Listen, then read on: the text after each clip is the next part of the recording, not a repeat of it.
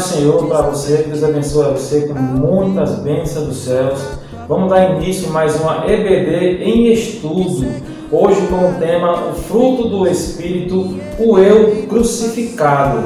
É a lição de número 5, certo?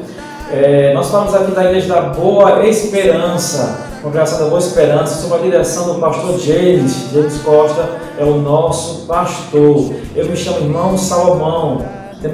E eu que me chamo irmão Reidson. Nós vamos trazer para você uma pré-aula sobre a lição de domingo, lição muito boa, no qual já falei o tema que é o fruto do Espírito, o eu crucificado. Nesse tema a gente pode tirar muitas coisas e fazer muitas perguntas.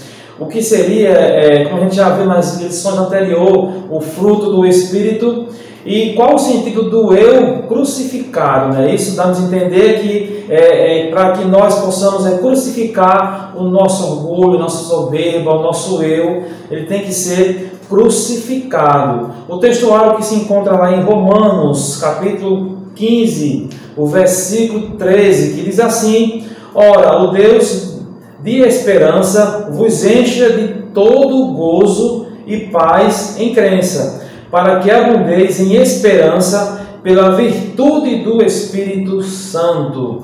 Diz assim a verdade prática, são base para a nossa aula de hoje. O fruto do Espírito é um dos temas mais vibrantes da ética cristã, pois mostra para o mundo o que o Espírito Santo colocou dentro de cada um de nós. Que maravilha a aula de hoje! Um assunto muito importante.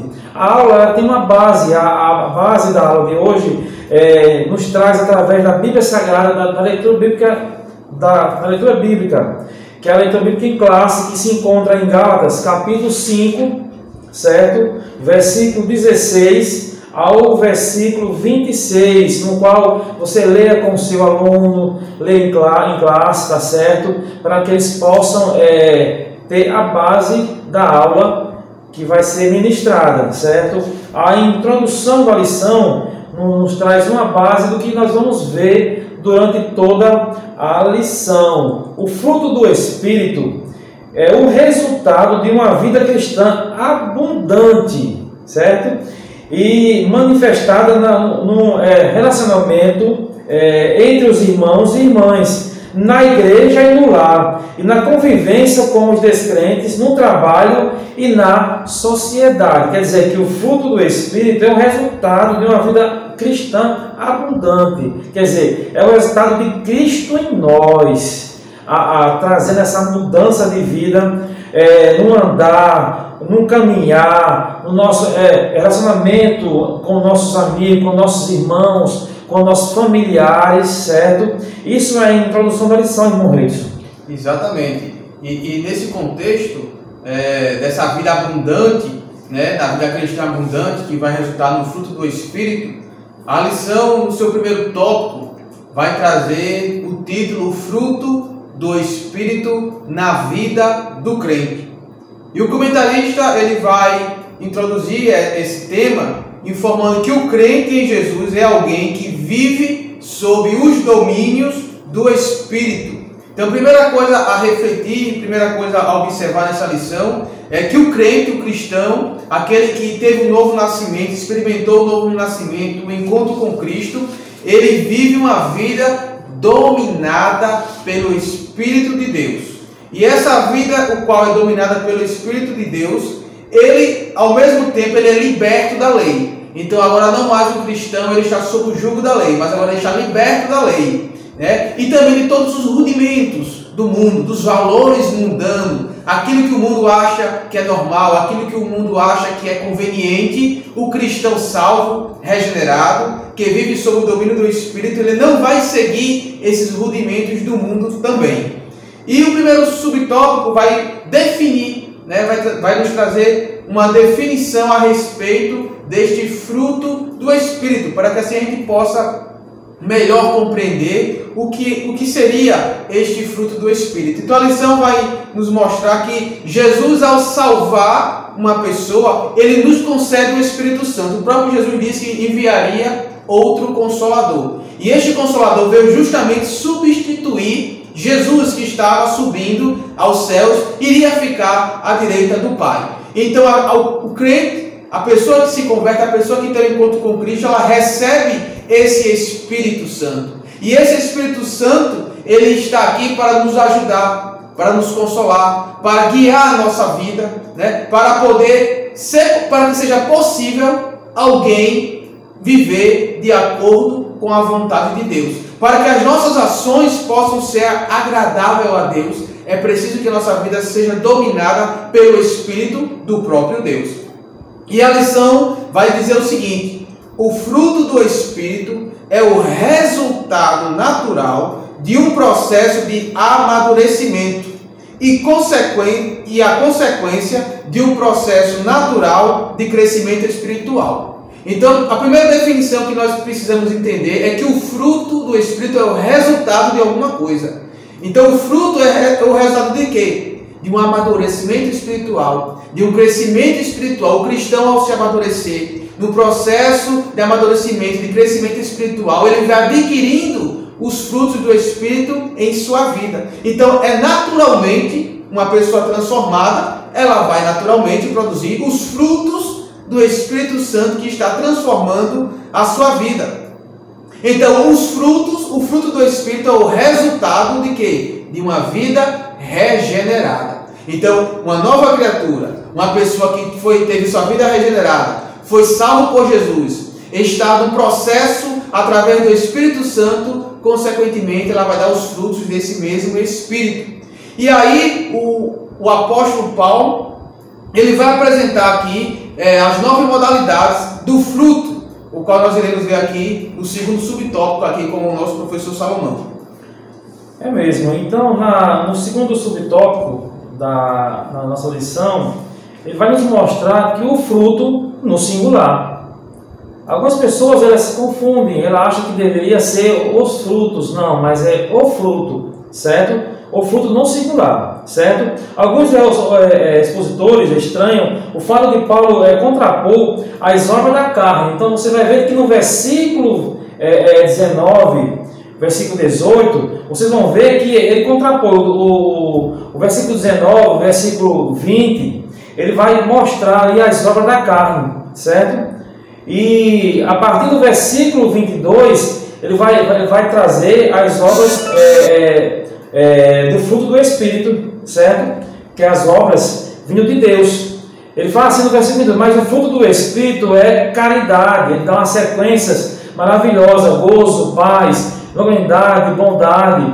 Mas observe que no versículo 22 ele fala mais o fruto. Ele não fala mais os frutos. Então, aponta aqui para um sentido singular, um fruto, só um fruto, certo?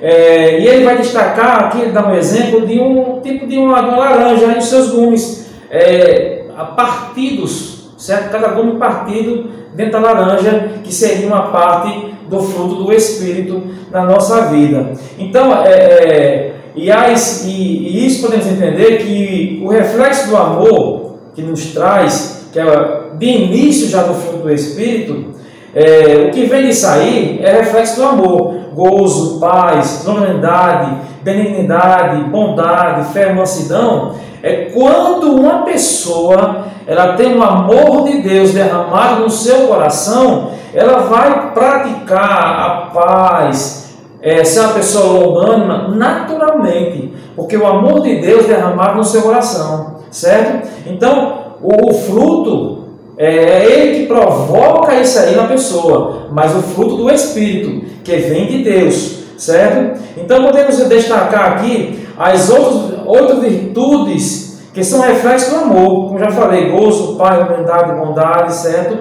E a forma singular sugere que nela se produz a unidade de caráter de Cristo.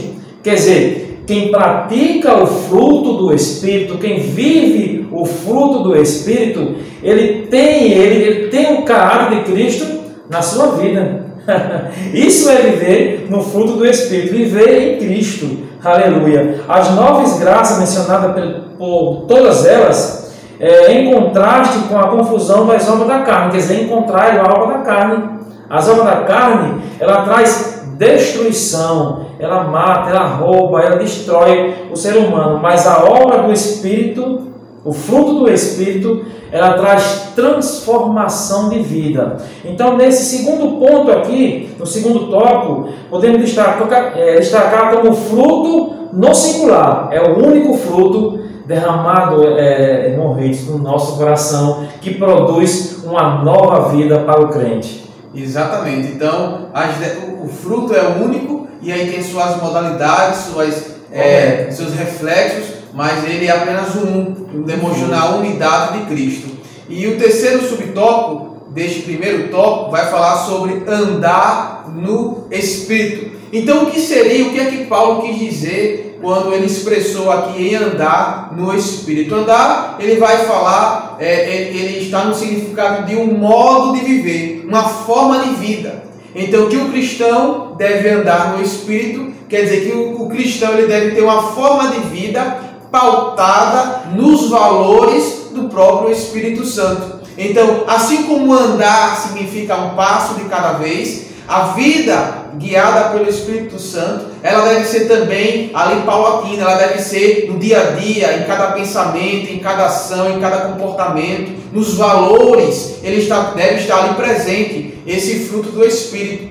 E aqui a lição vai destacar que andar no Espírito é ser guiado pelo Espírito, quer dizer, é uma vitória sobre os desejos e impulsos carnais. Então, viver no Espírito, andar no Espírito, quer dizer que o crente, diariamente, constantemente, ele deve obter vitórias sobre os impulsos carnais, sobre os desejos carnais, sobre qualquer forma de desejo, de concupiscência, de situação que venha a ser contrário àquilo que fomos apresentados aqui como fruto do Espírito. Então, viver no Espírito é estar submisso à vontade de Deus, é ser direcionado todos os dias, em todas as circunstâncias, pelo Espírito de Deus, é deixar o Espírito Santo conduzir a sua vida todos os dias, não somente na igreja, mas no lar, na vizinhança, no trabalho, entre famílias, entre amigos, em qualquer situação e circunstância. É uma vida pautada na palavra, pautada pela influência do Espírito Santo. Então é isso que quer dizer viver no Espírito. E Paulo, ele vai aqui também em Colossenses, no capítulo 1, no versículo 10, ele vai fazer um resumo do que seria andar no Espírito. Diz assim, Colossenses capítulo 1, versículo 10: para que possais andar dignamente diante do Senhor, agradando-lhe em tudo, frutificando em toda boa obra e crescendo no conhecimento de Deus. Então observa aqui que Paulo vai fazer alguns destaques. O que seria andar no Espírito? É crescer no conhecimento de Deus, é dar frutos, boas obras, e é andar dignamente diante do Senhor. É o Senhor olhar para você e ver dignidade em você, ver valores que eles se agradem. Pertencer a Cristo, então, mostra essa evidência. Aquela pessoa que pertence a Cristo, aquele homem, aquela mulher que pertence a Cristo, ele traz como evidência andar no Espírito. Isso vai demonstrar que ele agora está andando segundo os valores, segundo os padrões de Cristo. Então é isso, de forma geral, que significa andar no Espírito. E para concluirmos esse primeiro tópico, relembrando que o Espírito, que o fruto do Espírito é um resultado natural de alguém que teve sua vida transformada, e que o fruto ele é único, tendo as suas variáveis, aqui como Paulo apresentou, mas ele é único, e resume tudo isso no amor, porque ser um amor, como o nosso professor Salomão disse, não é possível ser bondoso, não é possível ter fidelidade, não é possível ser manso, não é possível ser longano, paciente, não é possível demonstrar nada disso se não tiver o principal, a base, que é o amor. Por isso que o fruto é uma unidade em Cristo Jesus.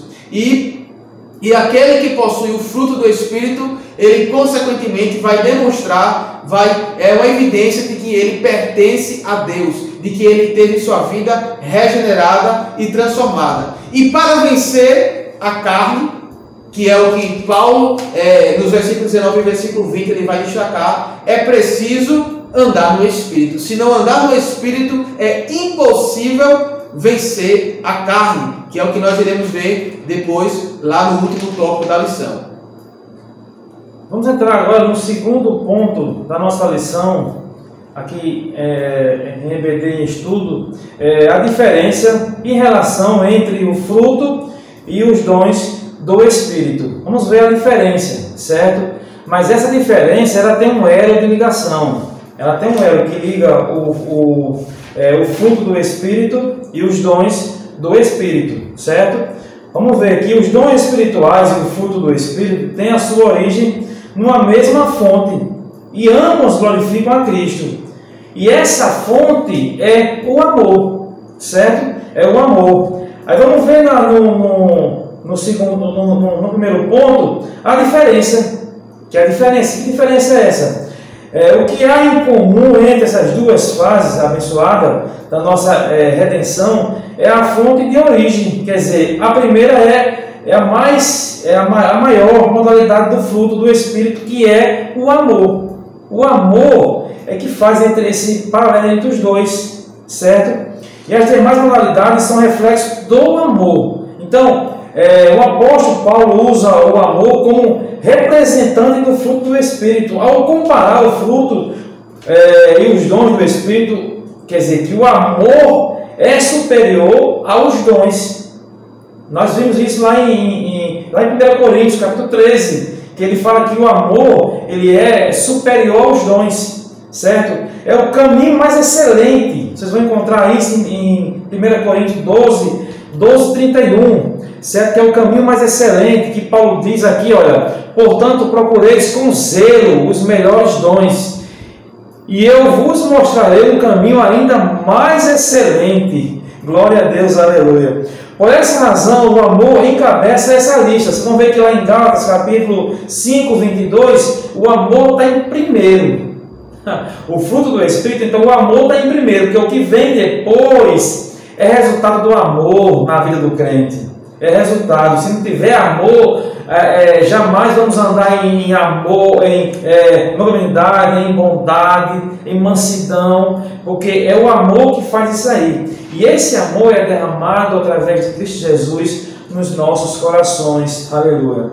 Em outras passagens prevalece a supremacia do amor. Vocês vão encontrar isso aqui, a supremacia do amor, em 1 Coríntios, capítulo 13, o versículo 13 diz assim: agora, pois, permanece a fé e a esperança e a caridade. Estas três, maior destas é a caridade. Você vê que como caridade se refere ao amor. Então, que o amor é supremo, ele é tudo, certo? Estamos vendo a diferença entre dons espirituais e o fruto do Espírito, que há uma diferença. Vocês vão ver que os dons espirituais também, ele reflete que a função básica do fruto dos dons espirituais é exortar a igreja, certo? Firmar a igreja nos caminhos do Senhor. A função é para a igreja, mas o fruto do Espírito, ele vai para a pessoa, ele vai edificar a pessoa, ele vai solidificar a pessoa em Cristo Jesus, na sua palavra, certo? Dando sequência aqui, diz assim, Paulo afirma ainda que os dons sem amor não são nada, não são nada. Eles são necessários. Então, sem o amor, o fruto do Espírito, tudo isso aí não é nada. Tudo tem que ter amor. Então, a gente está vendo sobre a diferença entre os dons espirituais e o fruto do Espírito, que há uma diferença, sim, que o crente não deve fazer ou misturar, fazer uma salada, não. É diferente, certo? Ambos têm a sua função determinada por Deus. Um edifica a igreja e o outro edifica o homem de Deus, o salvo em Cristo Jesus, irmãos.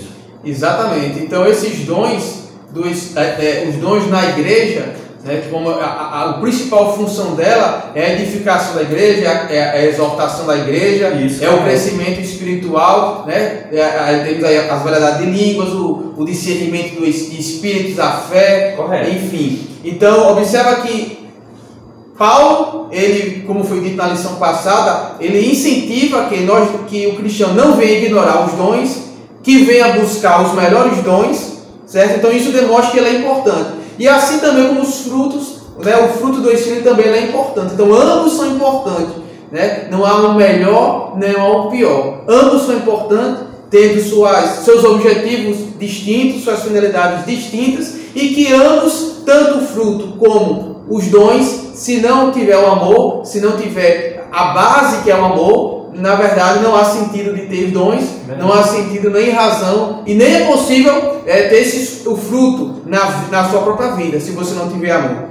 Então, algo que também vale salientar aqui para destacar, é que o próprio comentarista vai dizer aqui, que no céu não haverá necessidade dos dons, porque no céu não há necessidade de cura, porque lá não há enfermidade. Não há necessidade de discernir os espíritos, porque lá haverá um único tipo de espírito. Não haverá necessidade de sabedoria, né? Porque toda a sabedoria emana do próprio Deus. Enfim, então que no céu os dons eles vão cessar, né? Os dons do Espírito eles cessam, porque não é essa necessidade, mas enquanto estivermos aqui na terra, enquanto a igreja estiver aqui na terra, ela precisa desse poder, ela precisa dessa manifestação do próprio Espírito através dos dons para combater o reino espiritual das trevas. Então, enquanto estivermos aqui na terra, é necessário tanto os dons espirituais para edificar a igreja, para demonstrar o poder de Deus, para que assim possa mostrar ao mundo a autoridade de Deus na vida da própria igreja, no avanço da igreja, como também é necessário o fruto, porque esse fruto vai demonstrar que aquela pessoa, aquela pessoa que teve um encontro com Cristo, ela é diferente.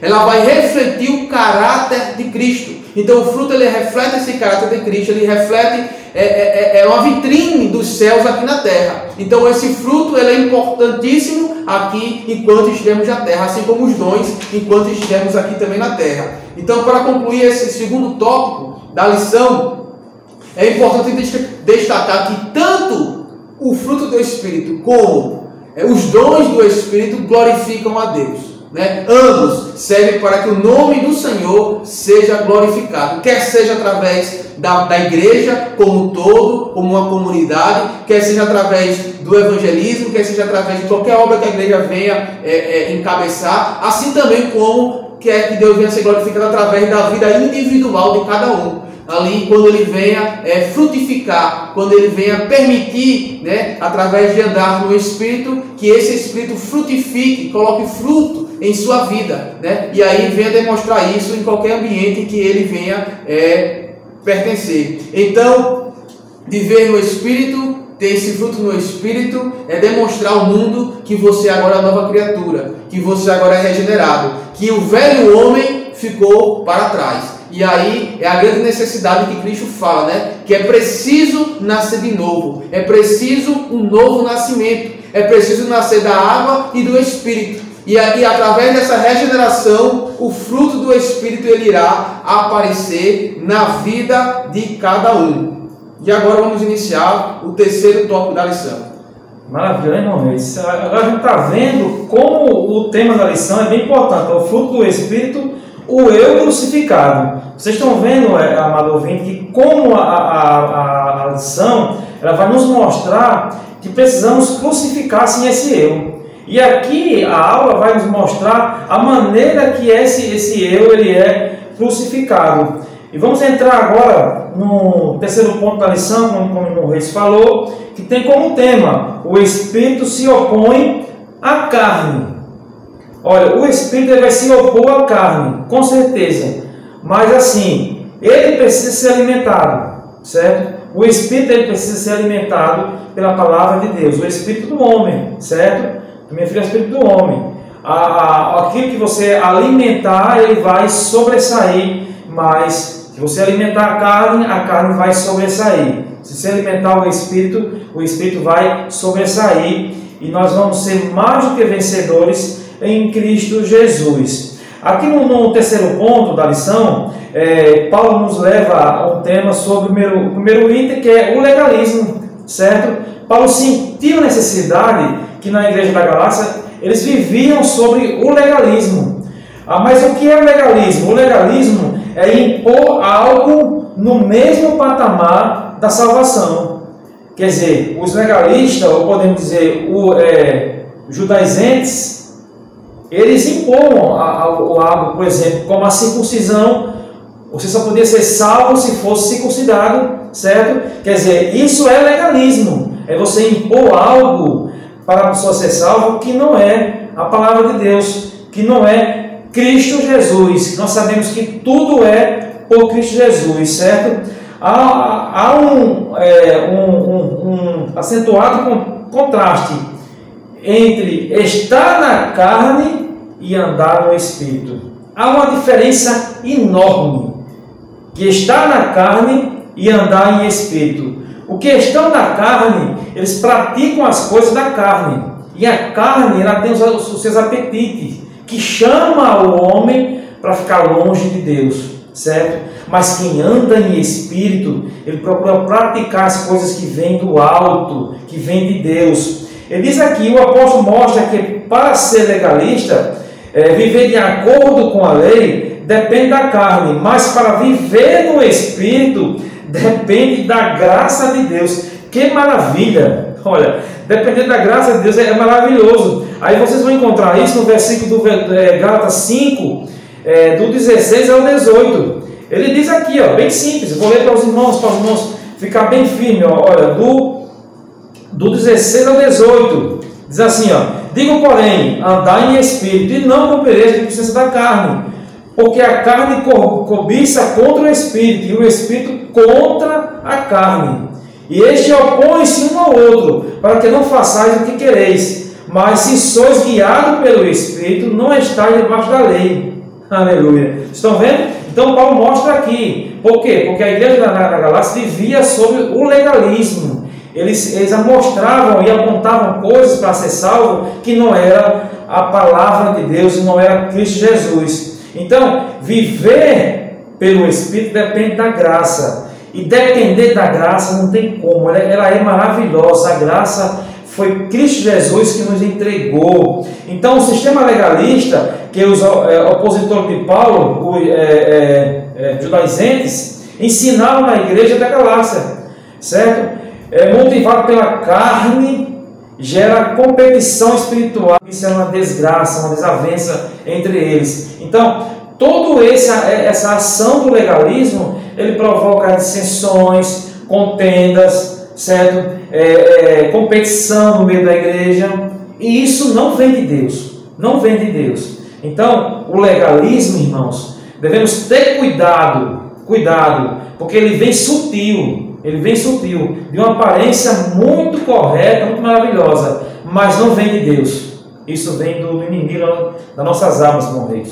Exatamente, e nesse contexto, podemos ver aqui, quando Paulo ele vai falar sobre a carne, sobre o Espírito, que tanto a palavra carne, aqui quando Paulo utiliza nos seus escritos, como a palavra Espírito, ela tem alguns significados. A palavra carne, ela pode tanto significar fraqueza física, né, como pode também significar corpo, como pode significar ser humano, como também pode significar pecado, desejos pecaminosos. Então, quando falamos frutos da carne, poderemos entender como frutos do pecado, como frutos de desejos pecaminosos, de fraquezas físicas, né? Então é importante mostrar isso. Então, as obras da carne, que podemos encontrar aqui também na lição, no texto na lição, podemos entender que como são esses impulsos pecaminosos daquelas pessoas que não vivem sob o domínio do Espírito de Deus. Então elas praticam isso naturalmente. E que essas obras da carne, ela é contrário à vontade de Deus.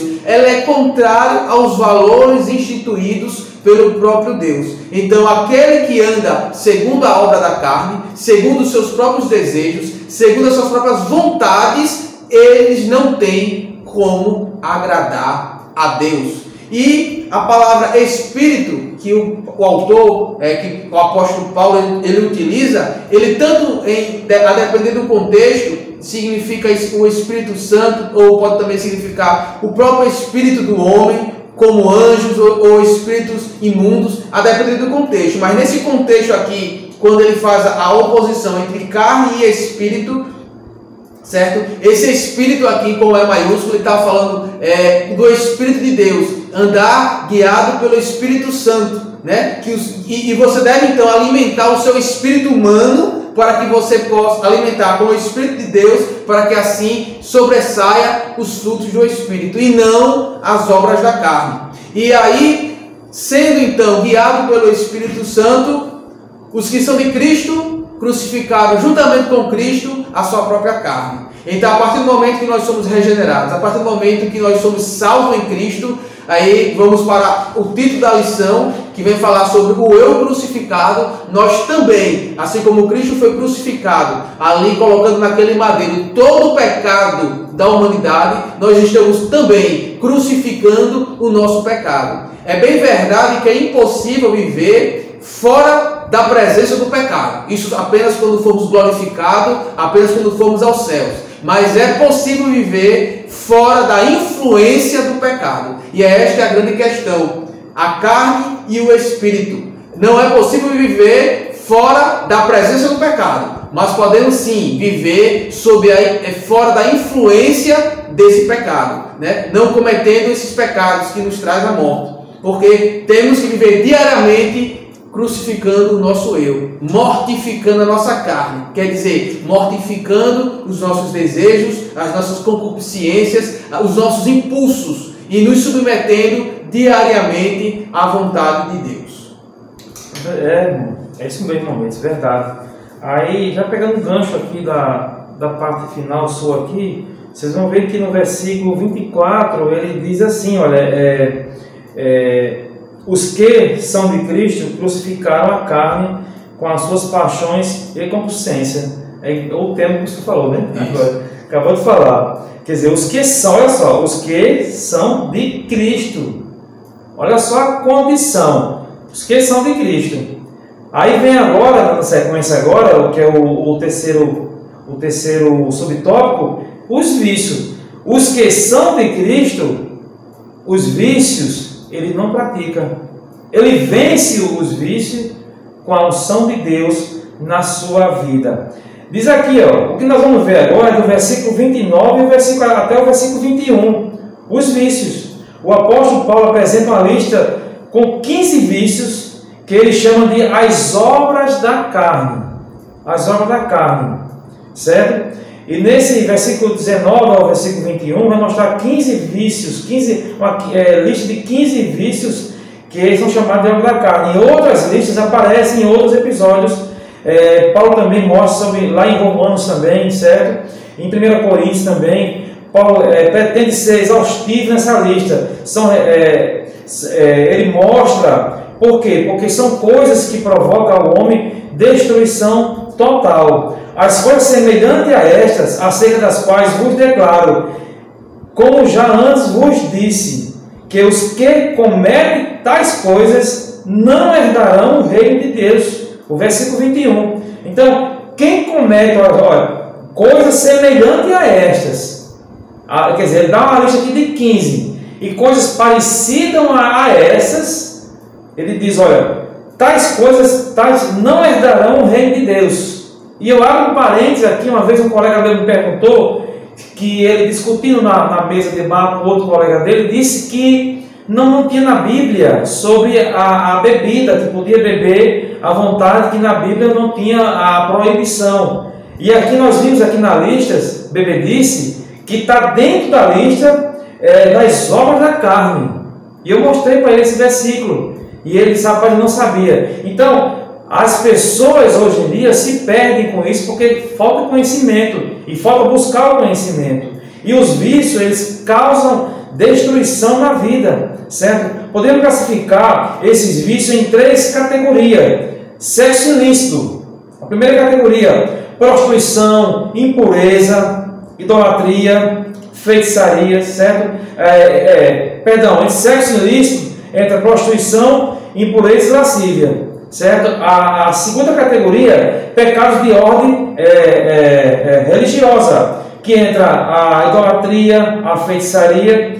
Terceira categoria, nós aprendemos aqui que pecados de ordem social, e a lista aqui ela é maior, ela é bem grande, inimizades, porfia, emulações, ira, certo? Peleja, dissensões, heresias, inveja, homicídios, bebedices, certo? E glutonaria. a lista do pecado de ordem social ela é maior. Então, esses vícios, ele causam destruição na vida do homem. Por isso que aprendemos aqui no tema da lição, que é muito importante, o eu crucificado. Quando o homem ele crucifica o seu eu, esses vícios ele deixa para trás, se perde, acabou-se na sua vida, certo? A gente viu o terceiro ponto, que é o espírito se opõe à carne, certo? Então, só vai se opor à carne se o homem quiser, se o homem desejar e deixar que Deus entre no seu coração. A gente viu o legalismo, o que toma conta no meio das igrejas, que é o legalismo. A carne e o espírito, ambos cobiçam, lutam entre si, certo? O desejo da carne, certo? Ele cobiça, ele luta com o Espírito de Deus, ele quer vencer o Espírito de Deus, mas o que você alimenta, que é a palavra de Deus, alimenta buscando as coisas do alto, o Espírito vai sobressair e você não vai dar lugar à carne. E a gente viu também os vícios, certo? Nesse terceiro tópico da lição, vamos entrar agora para a conclusão da nossa lição com o nosso irmão Reitson. E então, concluindo essa lição, cabe nos analisar e fazer uma análise introspectiva e refletir a respeito de nossas inclinações, né, de nosso comportamento e aquilo que nós estamos produzindo. A falar de fruto, nós não podemos deixar de falar de uma árvore. A árvore, uma mangueira, por exemplo, ela vai produzir manga, né? Ela vai ter toda uma reação química, biológica para produzir aquele fruto. Então nós como cristãos, né, e qualquer outra pessoa vai produzir frutos. A questão é, que tipo de fruto eu estou produzindo? Será que na minha vida vai refletir o fruto do Espírito Santo? É uma análise que eu e você devemos diariamente fazer. Se o fruto do Espírito que foi apresentado aqui em Gálatas, ele está presente em mim, ou se eu estou andando e estou produzindo as obras da carne. É uma reflexão. Então, quando entendemos do fruto do Espírito, ele vai falar sobre um padrão moral que o crente deve ter, uma excelência espiritual que nós devemos refletir neste mundo pecaminoso. Já falou uma certa pessoa que nós pertencemos ao reino de Deus, mas estamos no momento vivendo no reino do inimigo, que é onde a Bíblia vai falar que o mundo jaz maligno. Então nós não somos do maligno, nós não somos do reino do maligno, mas estamos vivendo neste reino ainda, neste mundo pecaminoso. Mas nós pertencemos ao reino de Deus, ao reino das luzes, e aí precisamos refletir este reino aqui na terra. Então a grande questão é que esse fruto possa estar presente na minha e na sua vida. E aqui a lição vai concluir dizendo o seguinte: o pensamento de cada ser humano norteia o seu comportamento. Se a mente é carnal, o seu comportamento é carnal, que resulta em morte. Se a mente é espiritual, seu comportamento é espiritual, que resulta em vida e em paz. Então, o nosso comportamento, quer seja carnal, quer seja um comportamento espiritual, vai ser reflexo do nosso pensamento.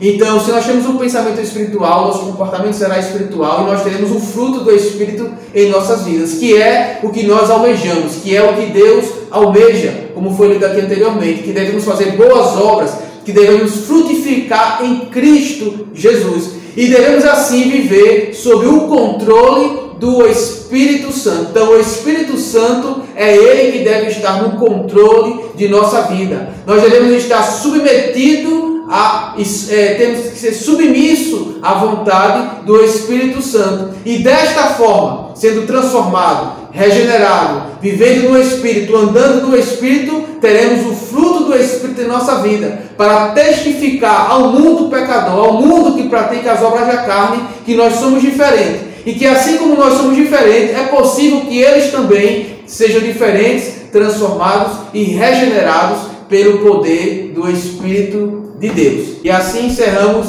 mais uma lição da escola dominical, o qual entendemos e que possamos assim termos esse fruto no nosso dia a dia. E que Deus possa nos abençoar, que possa abençoar cada um que tem ouvido esta palavra. Compartilhe este vídeo para que mais pessoas possam ter acesso a essa palavra, a essa informação para auxiliar no seu crescimento espiritual, dê um like, colabore, ajude, reforce esse canal, para que assim Deus, através deste canal, seja mais um meio, um mecanismo para abençoar e transformar a minha e a sua vida. Amém. Deus te abençoe com bênção do céu. Se inscreva no canal, certo? Eu espero que nós tenhamos contribuído, que você possa ter aprendido com a nossa aula hoje e possa transmitir para a sua classe amanhã na EBD. Fique com Deus, Deus te abençoe com muitas bênçãos dos céus. Amém.